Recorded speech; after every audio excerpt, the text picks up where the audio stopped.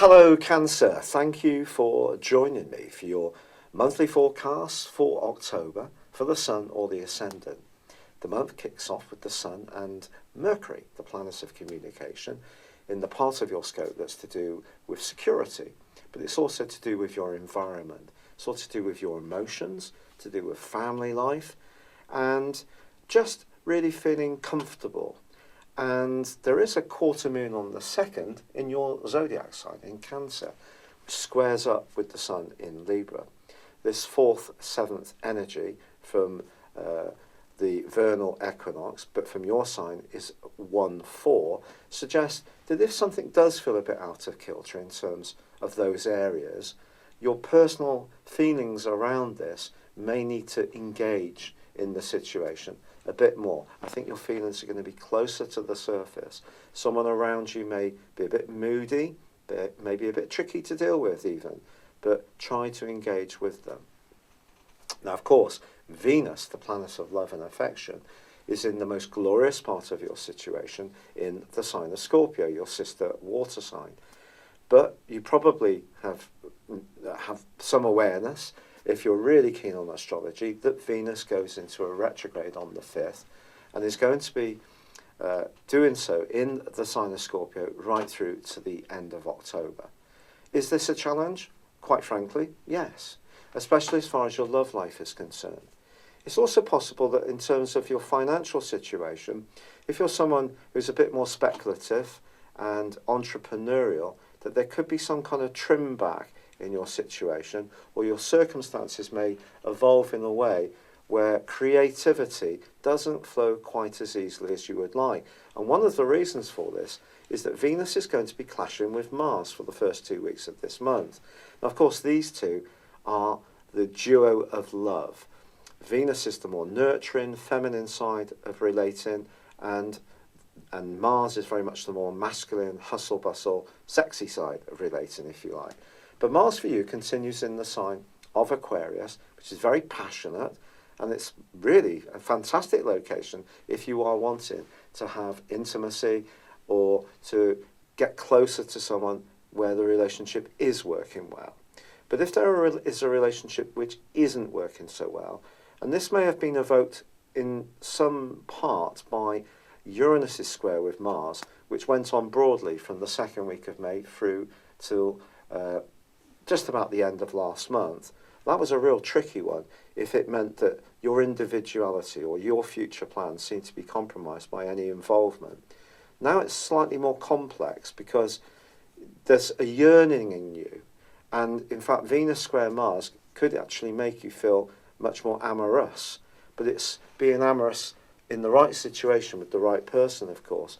If you don't feel comfortable in a relationship, I think Venus retrograde and the fact that the Sun and Mercury are in a more thoughtful location where you can feel more sensitive and more needing of someone who has similar skills to you, skills of nurturing, of sensory perception. The moon that you have helps you to be receptive, your ruling planet, your guiding light, reception. The Sun is very much about protection. So the receptiveness you have means that with the Sun in this tender zone, you want someone to be protective of you. If they're not, they're out of kilter, the humour doesn't quite blend with yours, they're a bit possessive or jealous. That kind of stuff is not going to go down well with you this month. I've got to be honest. But Mercury does move on the 10th into a much better area for you. It moves into Scorpio, and this is an opportunity for you to feel more outgoing, more playful. But on the 9th, there is a new moon. Now, this new moon is going to be a platform for improvements around your home, family, emotional life. But it is forging a quincunx with Neptune, the planet of dreams, which has been giving you an awesome amount of extra imagination since 2012, and a desire to be more expressive, to embrace the arts, photography, film, travel, anything which really stirs your senses. The combination of these two doesn't work quite so well because something that's very important to you in terms of your emotion can take on an almost heightened sensitivity which can actually diminish your sense of security and perhaps even the foundations of your world. So Neptune, the swirling mist that can distort at times, suggests that if you are talking anything through or thinking about anything, as far as the family or your emotional health is concerned or situation, facts are absolutely crucial, really. So this takes us through to the 16th. And then we have another quarter moon, but this is in your opposite sign of Capricorn. Of course, in Capricorn, you still have Saturn and Pluto. Now, just to let you know, Mars, although it was that aggravant with Uranus right through to the end of last month, it forges a fabulous angle to Pluto in the last 10 days of this month. If you are a business person and you're a real go-getter, if you forge a tie with someone you really click with and you can understand each other's strengths and weaknesses, and you almost have a soul connection, there is something you can achieve of major note in the last third of this month, when your thrust and determination can be absolutely amazing. However, the quarter moon is suggesting to you that when it comes to your relationships with people, it's going to be very important to listen carefully. Although you feel things very often, you're not necessarily someone who finds it easy to talk things through, because you like to reflect and protect. And sometimes that more crab-like response to things can see you a little bit closed. It's not a criticism, a little bit tender about expressing how you feel, because you may feel that that points towards confrontation. But of course, Pluto has been giving you a bit of a push around that since 2008 to not stand up for situations which don't suit your purpose, to lay down your markers about what is and isn't acceptable. And since last December the 20th, Saturn has been reinforcing that principle, making you perhaps even more guarded about who can be good for you and who isn't good for you as far as relationships are concerned. So I think this quarter moon is going to bring up a bit more of that stuff about relationships are the most important area of life for us all, but it's about having the right ones.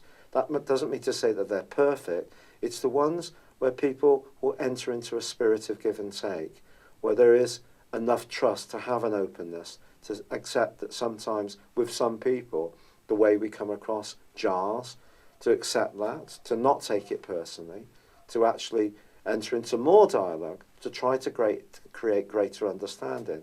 But sometimes, because you're a cardinal sign, and because you do need to protect yourself, you can withdraw to the point that that makes it very difficult for people to relate to you, because all the signals are you want to close people out, which is a very reactive response. So if you can be positive, do be, because the most exciting thing that's going to happen this month for you is that on the 23rd, the Sun moves into Scorpio and then meets the retreating, the retrograde Venus. When these two are together, it's going to raise your love dynamic to a new high. However, ironically, they are both going to be in opposition with Uranus. Uranus, the planet of surprises, the planet which has been emphasising your need for independence, to be a free spirit, to be attracted to more unusual people who stimulate you. Any relationship which is dull probably isn't going to hang around too much in your life beyond November this year. But next year, from the 6th of November through to 2026, Uranus is going to be in your 11th solar house all of that time, which points towards even more radical people coming into your world, people who in the past may not have been your cup of tea. But to facilitate this, you have to work on your sensitivity. If your sensitivity is stopping opportunities flowing towards you, then that's something to keep practicing on. I have, in my draconic chart, the Sun in Cancer. I also have Venus and the Moon here. So I'm a very Cancerian person. Also in my natal horoscope, my tropical nativity, I have Venus and also the Moon, the IC and Chiron all in the 4th house, which is very Cancerian. So I really get this stuff, to be honest. I can really tuck myself away and retreat if things aren't easy. But it's about engagement. And the Sun with Venus opposite Uranus can create some engagement. It could be spontaneous, it could be exciting, it could be challenging, but it won't be dull. But you know, there's something else. Because these are obviously in fixed signs. Venus and Scorpio, along with Mercury, along with Jupiter, all in Scorpio, which just happens to be good for you because your fifth solar house, personal expression, joys, happiness, children, playfulness, artistry, love. Uranus in Taurus, fixed, which for you is very much about friendship, longer term perspectives, higher aspirations, a very Aquarius influence if you like. But dissecting these across the axis is the nodal axis of the North Node, the point of destiny in Leo, and also the South Node in Aquarius. So we have a grand fixed cross, and this could cause some issues, quite frankly. And it could be around values, it could be around money, it could be around a business arrangement which isn't working very well. So Uranus could tease out of a relationship, along with Venus's retrograde, something that just ain't working. And this is going to be emphasised even more on the 26th, when the full moon, which occurs in Taurus, is going to be conjunct Uranus. So even though you're someone who can be cautious, you're brilliant at marshalling resources, there are few better managers of anything than Cancer people. But it could be that something needs to change in your situation. Some kind of fresh air needs to pour in. There needs to be a discussion. There needs to be a reset based on how the world is now, not how it was when you were a kid and mother's little messages came in, or father's too, or other experiences which have coloured your outlook and your conditioning. It's a time for an upgrade, because otherwise, if you don't have that upgrade around your values, that's not going to feed into a sense of fulfillment around your relationships. It's that important. Also, as the month comes to a close, Mercury hops into its point of detriment. It moves into Sagittarius. And just so you know, Venus is retrograding to such a point, on the first day of November, it's going to move into Libra, so it's inversing that much, and that's going to re-emphasize the more emotional side of relationships.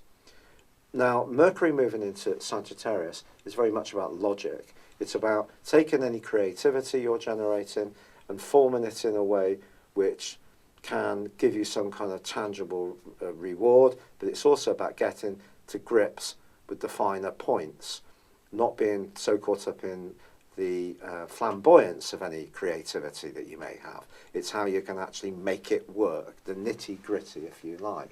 And of course, I'll tell you more about that for October's forecast. So though you may read or hear a lot about Venus retrograde, yes, it's going to be influential, but there are also opportunities. But I think those opportunities do depend on you being open to change, quite honestly. We all need to be open to change. Pluto's in your sector of change around relationships. Saturn's in your sector of relationships when it comes to the structure of your life, and perhaps resistances within you or from others, obstacles, but sometimes opportunities if we have the courage to really embrace things. So it's such an exciting month in lots of ways, but I think it is a lot about relationships for you, quite frankly, more emotional relationships, and then more playful, more social ones too. It's been a real pleasure being with you, Cancer. I'm still battling away with the rheumatoid arthritis, and I have to say, I had to go on a course of steroids because the pain had got to the point, it was just incredible. I am so grateful for all the kind messages that have been sent in, the support, the encouragement, and also the suggestions for natural remedies. And I am embracing some of these really actively, and some are showing some real promise. Thank you so much. It's been a pleasure being with you. I'd love it if you would like or comment on this video, or if you've yet to do so, please do subscribe to this channel. Thank you.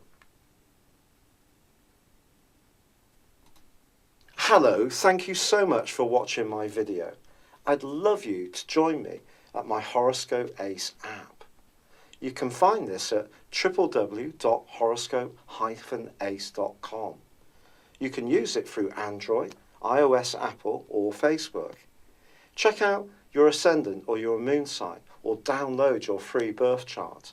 There's all your favourite videos, plus there are daily, weekly, monthly and yearly horoscopes for general, love, Chinese and Indian astrology.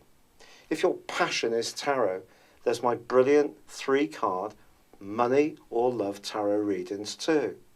And it's all there at www.horoscope-ace.com. Thank you.